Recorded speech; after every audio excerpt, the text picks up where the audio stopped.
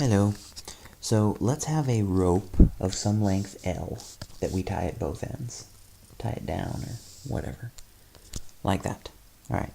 Now we know that this rope's, its fundamental frequency, we know it. Okay, it's length L, and we know its fundamental frequency, so that's F1, right?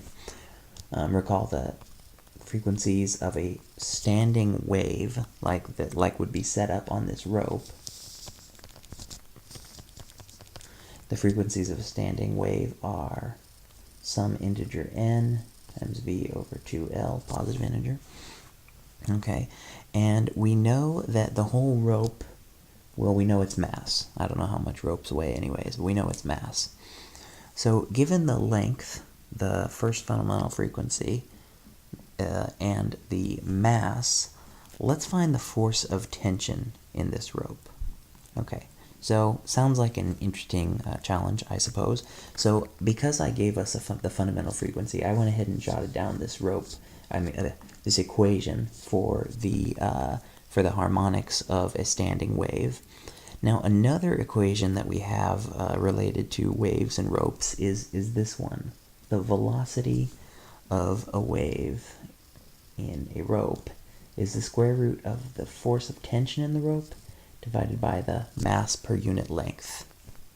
Now, mass per unit length is just the total mass of the rope divided by the total length of the rope. So essentially, since we know the mass and we know the length, we know this mu here, mass per unit length.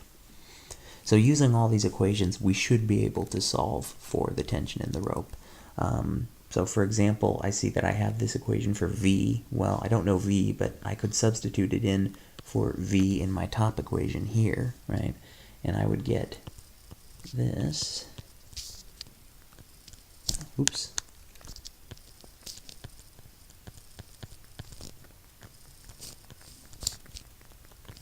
Like that. Oh, in fact, I said we had the first, the fundamental frequency, and so that's where n is 1. And if n is 1 in this context, I don't need to write it, right?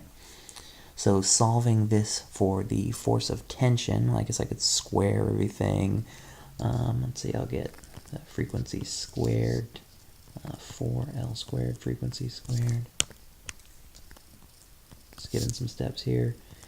Will be equal to the force of tension divided by the mass per unit length. Multiply over the mass per unit length, and perhaps rewrite it as its definition. I get 4L squared F1 squared times m over L, like that. Cancel out one of these L's, right? And I will get the force of tension is 4L squared, frequency squared, sorry, 4L frequency squared times m. Alright, so just a little example using the equation that gives us the harmonics of a standing wave on a string, and the equation that gives us the velocity of a wave on a string when we know the tension and the mass per unit length. There you go.